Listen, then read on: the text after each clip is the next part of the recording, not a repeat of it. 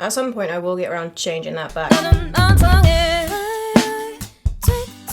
Hi guys, it's Emma, welcome back to my channel, and if you're new here then hello, nice to meet you. I'm a full-time singer-songwriter musician-y type, and this is where the music happens. I have another channel on here called Hi It's Emma, where the chaos happens, and I do talky style vids over there. I do essay videos, and I do art and makeup and fashion content, if you want to go and check that out when you're done here, if that sounds interesting. But if you're looking for the music, then you're in the right place, because this is the music channel. And this is the second installment in a little series that I am doing at the moment called Emma Learns Logic, and it's pretty self-explanatory really. It's just me learning Logic. Basically, I got the free trial of Logic Pro X that you can get and try and learn some basics of music production, because I've always wanted to try and do more music production, and I want to improve the content I put out on this channel. So that's what I've been doing, and I decided I might as well document it. So each week I am doing an installment of Emma Learns Logic, where I am doing different parts of a challenge that I've set myself. Basically, I am trying to re-record my cover of Twit by Hwasa, because I really loved that song, and I just thought that that cover was a bit underwhelming and I could do better. So I'm doing a fully produced version of it, and each week I am dealing with a different aspect of the production of that. If you didn't see the first installment, then you didn't really miss much. It was mostly just me not knowing what I was doing, but I had laid down a basic guide track by the end of that video, and this week we took that guide track and we started actually working on it properly. Now, at the end of last week's video I did say that I was going to try and basically record all of the parts for this week, but then that plan changed again, because again, I don't know what I'm doing. And so this video is basically just all about me putting together the drum part, and there'll be a little bit of bass featured in there, but I haven't done much of the bass part yet. I've literally just done this bit. Yeah.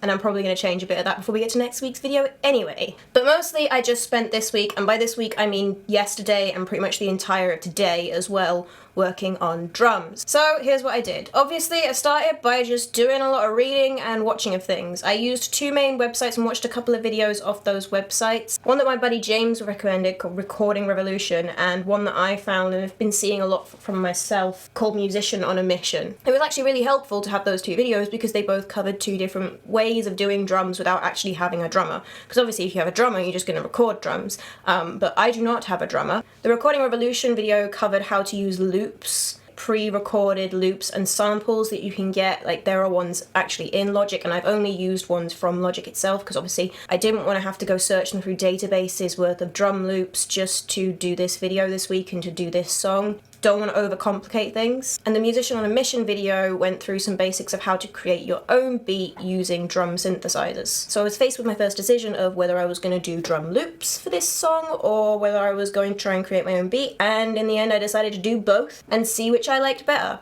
I decided to start with the drum loops because I figured that would be the quicker and easier of the two, and it was definitely easier, but I don't know that it was necessarily quicker because it took me quite a while to get everything positioned quite right. Because when you're playing stuff in with MIDI, obviously it's really easy to go then in, once you've played it in, you can then go into the editor and you can actually see the MIDI parts, and if they're not on the beats where you want them, you can just literally move them really easily. But when you're working with an audio track like a loop is, because the loop is basically just an audio track, just like a vocal or a guitar track would be, it's a bit trickier to get that in time because you're lining up the sound, the spikes in the sound waves rather than a little block. Here's just a basic breakdown of how that process went. So I went into the library to look through the drum loops and was confronted with a ton of loops. And eventually I worked out that you could actually filter them by drums and then by drum kits. Don't judge me, okay? Beginner, complete beginner. Of course you can filter things. You can filter anything when there's a search thing,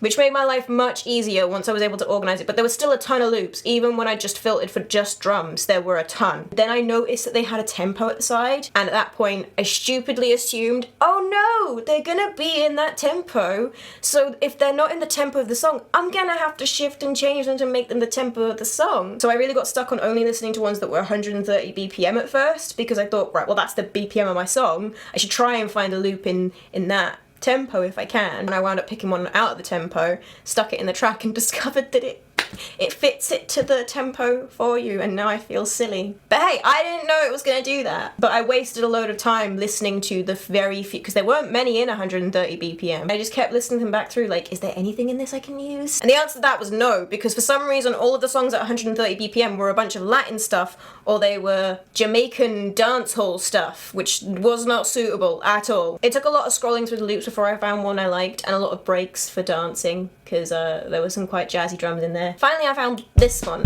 This Midnight something or other. What was it called again? Midnight Break, that's what it was called. It was already sitting quite well with the track, and the bass and the snare particularly were accenting a lot of the things I wanted to accent in the song. So it was already sitting quite well, especially for the verses. I'd basically just taken a chunk of this and just played it over and over for the verses with some slight variation in there. But I did have to change it up quite a bit for the chorus, because one thing I did know I wanted it to do was for that tweet, tweet, tweet, tweet bit, I wanted the drums to follow the vocal there rather than the guitar, because the guitar is doing very different to the vocal. And I might change the guitar as well. We'll give it a few plays through and we'll try some stuff out when we're doing guitar. So I spent ages on that section, and I also spent ages on the post-chorus section. The post-chorus section was so hard to get right. It took me ages to decide on what I even wanted to do for it. And again, it's almost following the vocal. To it, to it, to it, to it. The drums are almost going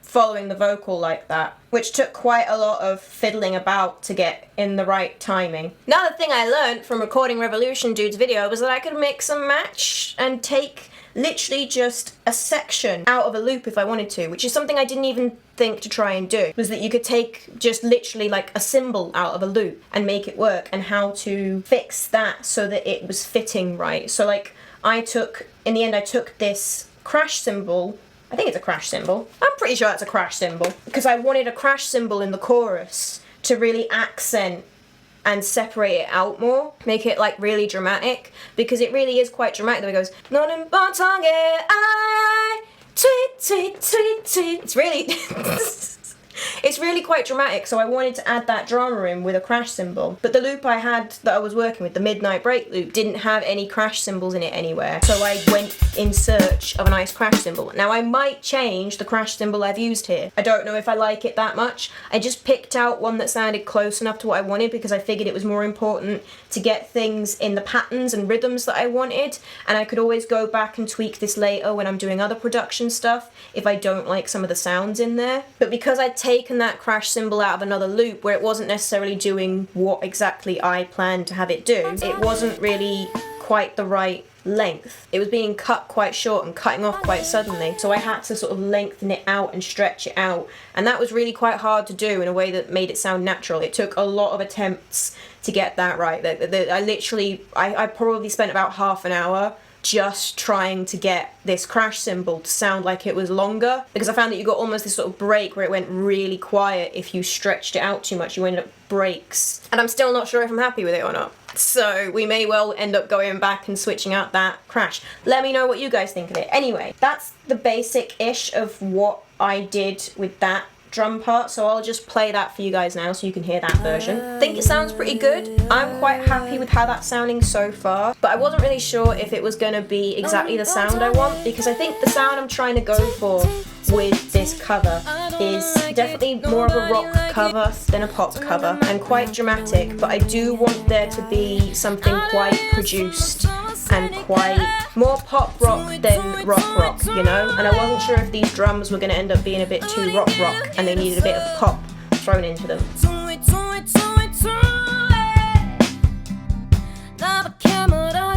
I then moved on to try to do playing in my own drums using the drum synths. Now, the video that I watched only showed doing this by using the actual drum synth machine that's built into Logic, like the Logic set snares and stuff. And I think I've used the set snares and clicks and one of the set toms from the kit, I think. But I've also ended up mixing and matching it with a bunch of other sounds, both from some of the other electronic drum kits and from some of the more natural sounding drum kits. Like, I've literally got one of the things in here that I've used in the end is literally just a full kit that I decided to put in, because I worked out that you can actually have individual tracks that are literally just a snare, and you can just select that snare sound as your instrument for that track. So I was trying to build it up like that because that's how I've built up drums in the past on GarageBand as well. I found that was the easiest way for me to build up drum parts anyway, but obviously that's also going to be a good idea for when I come back to mix this later. In fact,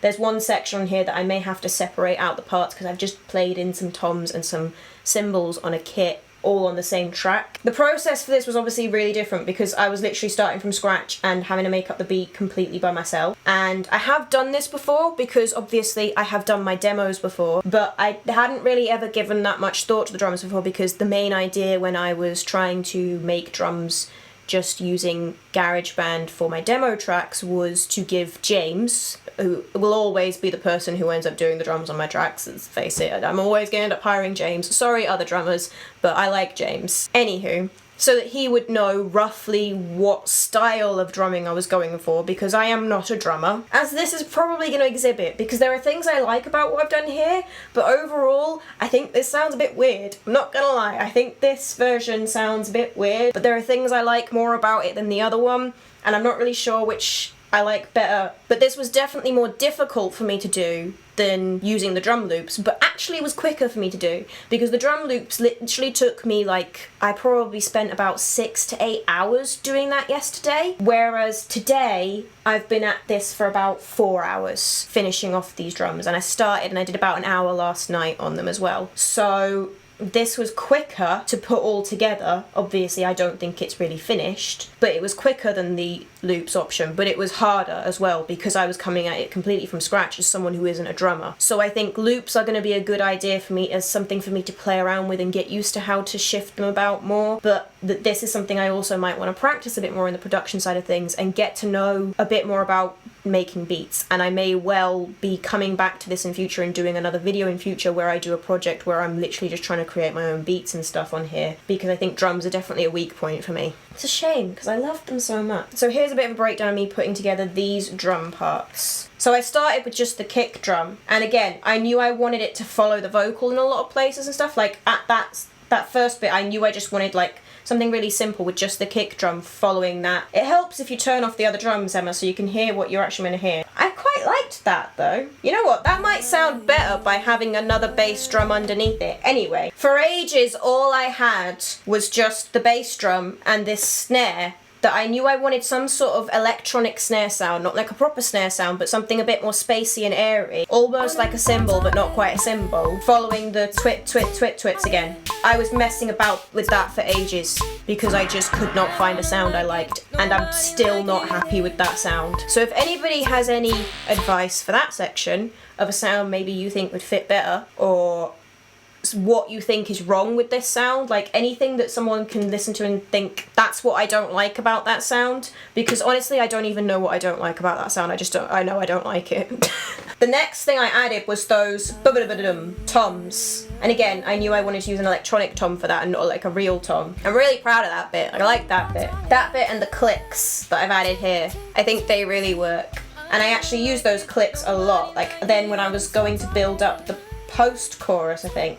Yeah, the post-chorus. I started using those clicks again because I just thought it worked quite well to give the drums like a lighter thing in them. We had cymbal issues again, so I've wound up using a non-electronic kit, like another more natural kit here. I can't remember what kit it is. Let me just have a look what kit it is. It's the Brooklyn kit that I wound up using here. I may well cycle through the other kits and see if I've got one with a crash cymbal I like better, because the crash cymbal again I don't think is sounding great. Anywho, so there's a little bit of the breakdown of the electronic kit. Obviously I just kept adding bits in and messing about with sounds and playing around with it.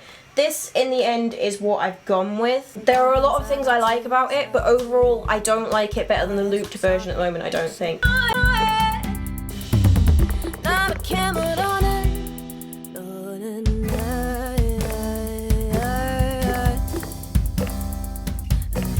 It would need a lot of work on it still, but I've sort of reached a point where I don't think I could do any more work on it and actually improve it myself. I think I need to just play it for people, and if anybody has anything that they can pick out that they don't like about it, I could do to improve it, that you would like to point out in the comments, feel free to, because part of the reason I'm doing these videos is to share my progress with you guys, show you guys what I've done, and to get feedback from people who know more than me about music production and can point out where I'm hitting some pitfalls and stuff. I want to play you one more version now that is my current favourite version. So I quite like how this sounds. This is the loop drums with some of the things I like best about the electronic I made my own drum beat drums. Like, I've left the clicks in and I've left those toms in, and I really like how that works in the chorus.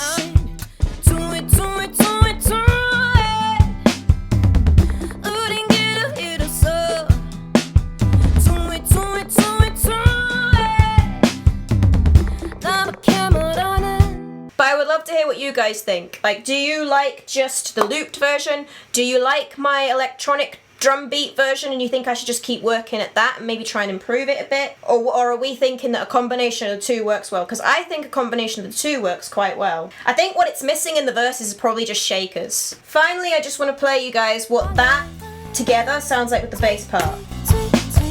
I don't like it, nobody like it.